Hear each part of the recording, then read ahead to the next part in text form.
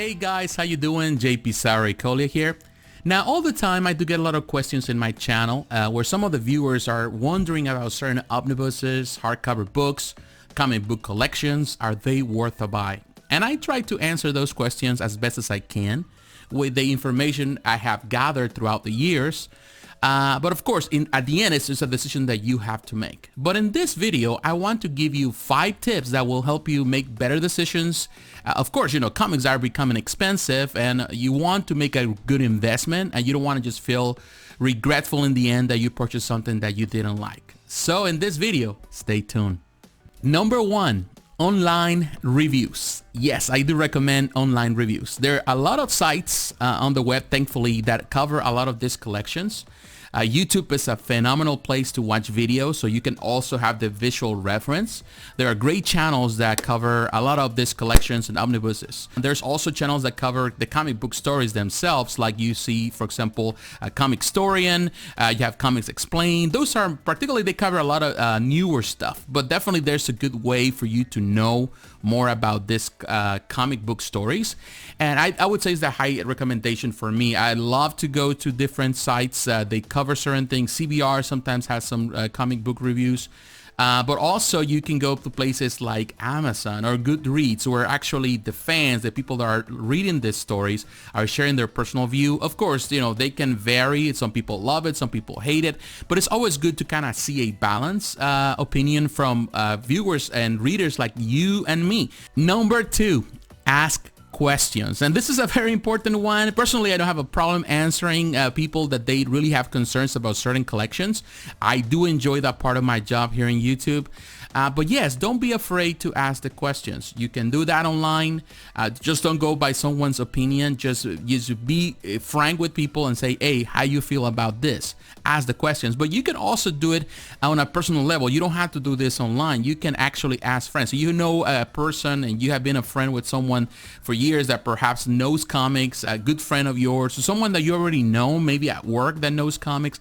Ask those questions and they will be more than glad to really answer that, because we breed comics. They're going to answer the questions. You can go to your local comic book shops if they still exist, if they're still around where you live. And a lot of the people that work there, some people, they just work there as a part-time, you know, people go to college or whatever. But sometimes you're going to find people that are really passionate about comics and they know their stuff, and they're going to share how they feel about certain collections. So don't be afraid to ask questions.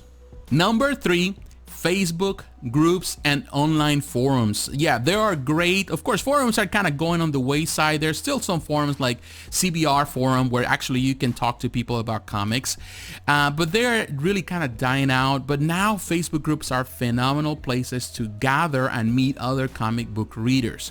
And the best part of the Facebook groups is that actually they're divided into, I would say, subgenres of comics. Some people love the stuff from the 60s, so they pretty much create a group for that. People that love the comics from the 70s, you know, they're comic historians. There are people that want to talk about comics and the history of comics. There are groups that are just geared towards a particular artist, like Walt Simonson Appreciation Society, places like that.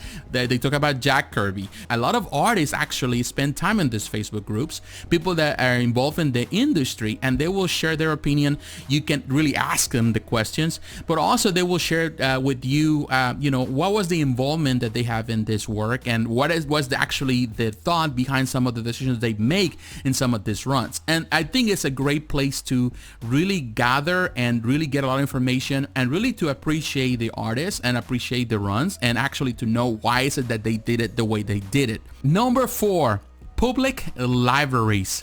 Now, why do I recommend public libraries?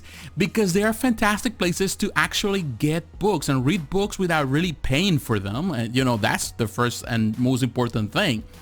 And they have great collections of comic books, softcover collections, but also they do have a lot of manga. So they're great places to go and really try some stuff out, and that will really help you make a decision if you want to go for a particular artist or particular run and a more expensive, of course, hardcover book.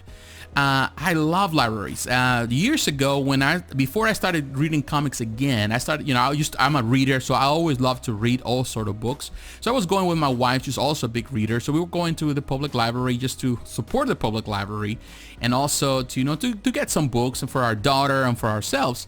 And then I discovered that they also have comic book collections, and I started just going through all of them, and it really kind of it sparked the desire and my passion for it that I had when I was younger.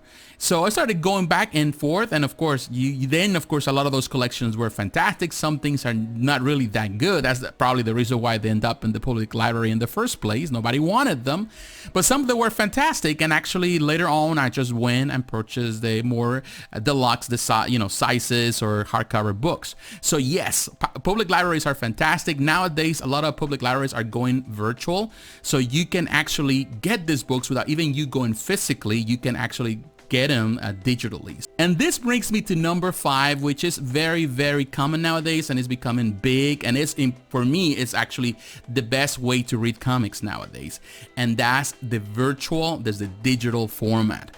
There's so many ways that you can get digital comic books nowadays. I prefer places like Comixology. I do have thousands and thousands of comic books of all sort of I would say publishers, from DC, Marvel, Image Comics, also download from IDW, from Dark Horse Comics. There's so many, and I do enjoy reading comics in tablet. I do it like that. It's the best way for me to do it, to really know more, to discover certain things. There's also subscriptions that you can actually sign up. You can do that through Marvel Unlimited. You can do the DC Universe, from Manga, Viz Media, all of them, and they're really great ways to do it. Amazon also offers that, through the Comixology Unlimited, but they are great ways to really kind of get up to speed with a lot of these collections and to know more about them. And then you make the decision, hey, this is actually very good. I want to have the hardcover collection. Now, there's other options also that are free online. There's a couple of websites that actually you can read the comics. I do recommend people, I wouldn't say that I support really kind of stealing from the creators and the publishers, because of course they're not paying for that. But if you really are on a pinch and you really want to know about certain stories, you can go there and really kind of read maybe 1 or 2 comics to really know if you really like it. If you really like it in the end, of course, then you can invest on in this case, the hardcover collections. Of course, these points that I'm sharing right now are personal opinion. There are things that I have done throughout the years that they have helped me to be a better consumer, first and foremost, to not spend as much money on unnecessary stuff, which I have done, but also to know more about the comic book stories, about the people involved in the process, and to really love and appreciate the art. So there are ways that you can really go around before you buy something. I do not recommend people just to buy omnibuses or hardcover collections, particularly when they're really expensive nowadays, just to buy them for the sake of buying them. You're going to be dissatisfied in the end. You're going to spend a lot of money, and which is irresponsible, and definitely it's going to really affect your desire to even be collecting. Because if you're buying something and you don't like, then you're gonna be dissatisfied. Ultimately, you're gonna walk away from buying comic book collections altogether, and nobody wants that, because we need you buying the stuff too, so that way we can support the industry and we can always continue, our love and passion for comics, and can be sustainable. So yes, it's important that you make those decisions, but you purchase what really matters to you in the end based on your personal opinion. But what do you think? Is there another way, another tip that you can share with me, with us here in the channel? I would like to hear it. There, of course, I'm always open for suggestions. So my friends, thanks for watching. God bless, and I'll talk to you again. Bye-bye.